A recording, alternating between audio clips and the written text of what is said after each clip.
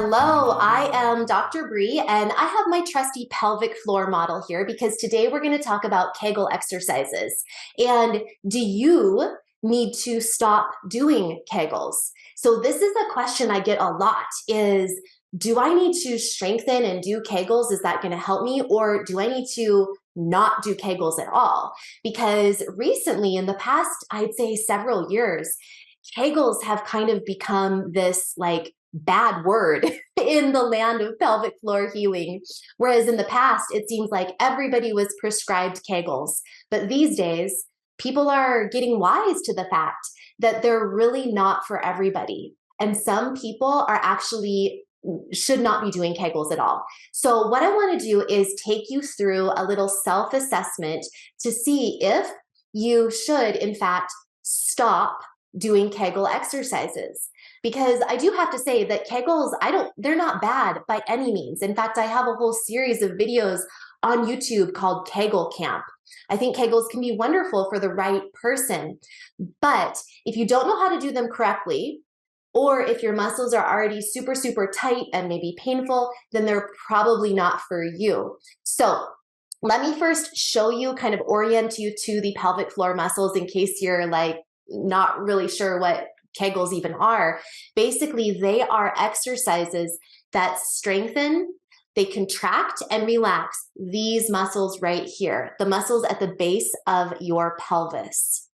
So you can think of these as like the peeing muscles or the pooping muscles, the muscles that squeeze and lift to help keep in the pee and keep in the poop and relax to let it out. So again, they're right here, looking down into the pelvis. Now, there's also outer muscles as well, and this is a female pelvis model. All right, so those are the pelvic floor muscles. Now, I'm not going to go in detail into more about Kegel exercises. Right now, I want to get straight to the assessment, the kind of self-assessment about Kegels and whether or not they're correct for you. So let's find out. Do you need to stop doing Kegels? Okay, so my first question for you is this. Do you sometimes have pain in your genitals, pubic, or bladder area that's at least a 3 on a 1 to 10 pain scale, with 10 being the worst pain imaginable? If that is the case for you, if you have that pain in your genitals, pubic, or bladder area that's around a 3 on a 1 to 10 or 0 to 10 pain scale, with 10 being the worst pain imaginable, then you potentially need to stop doing Kegels, at least for now. All right, the next question, I'm actually going to have you do a Kegel. I want you to do a few Kegels, and you can check in with the rest of these questions, the rest of the assessment right away, or you can actually come back to this later. So do these Kegel exercises now, and then you can come back to this assessment, these questions later, and be like, oh, interesting. This is what my answers are. Like, you can give yourself some time, a few hours to really assess how they felt and landed in your body.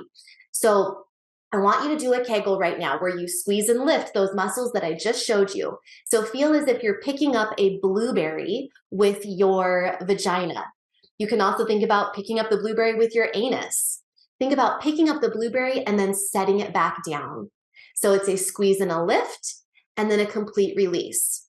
Now do a couple of them, at least 5 to 8.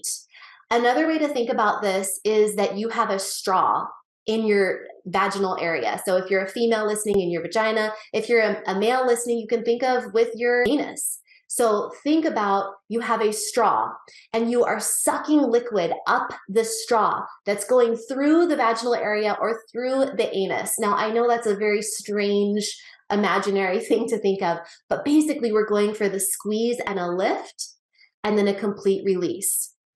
So now you've probably done 5 to 8 of those Kegels, and I want you to check in with yourself on these questions.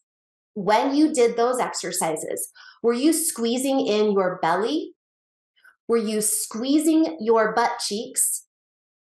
Or were you noticing a bearing down or a bulging in your pelvic floor area? Did you notice a bulging down or a bearing down when you did those exercises? If so, that means that you're probably not doing them correctly. Well, not probably, you're not doing them correctly. So you need to stop doing Kegels right now and go to an expert who can help you learn how to do them correctly. So again, if you are squeezing in your upper abs, your upper belly, kind of squeezing in instead of feeling that lift of your pelvic floor, or if you are really squeezing your butt cheeks, or especially if you are feeling a bearing down, then that means you need to stop doing Kegels and go see a specialist who can help you out, such as a pelvic floor physical therapist. The next thing for you to think about is when you were doing the Kegel, did you have trouble relaxing or letting go? Were you able to squeeze and lift, but then you had a hard time relaxing and letting go?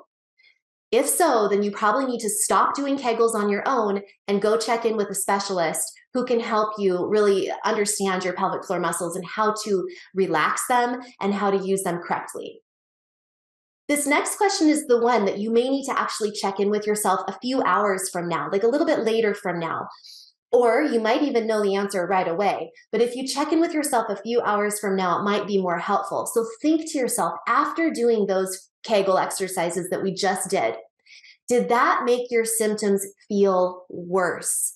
So whatever your pelvic floor symptoms are, whether it's bladder urgency, bladder frequency, pain, prolapse, no matter what your issues were, if those Kegel exercises made your issues feel worse, then you need to stop doing Kegels.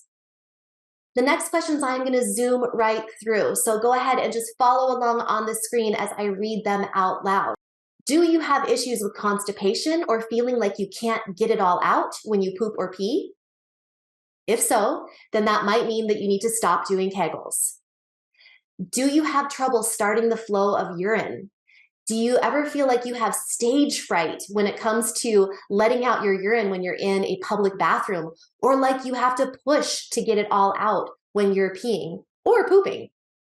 If so, then that might mean that you have too much pelvic tension, and then that means that you need to stop doing Kegels right now. At least right now, you need to focus more on releasing the pelvic floor muscles first. Next question is, do you have to go to the bathroom frequently, for example, once an hour, or maybe even more frequently than that?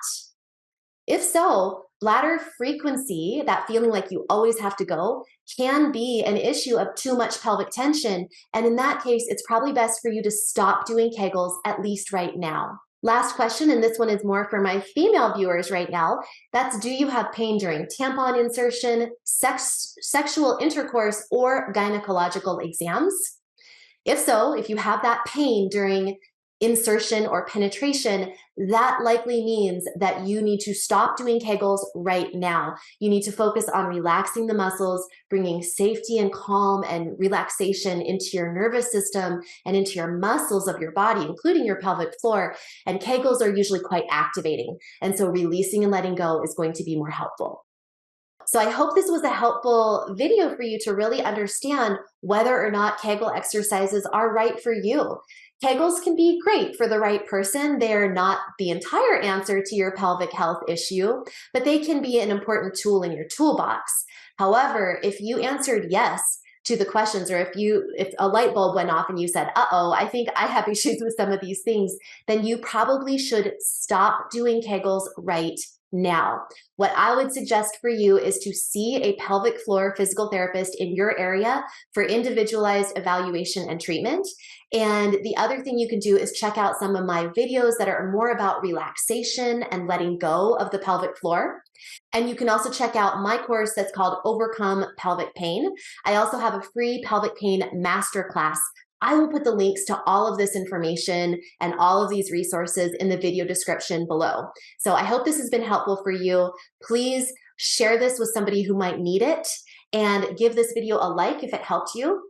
And if you haven't already, definitely subscribe to my channel. I share new information all the time about pelvic health and how you can help heal yourself naturally.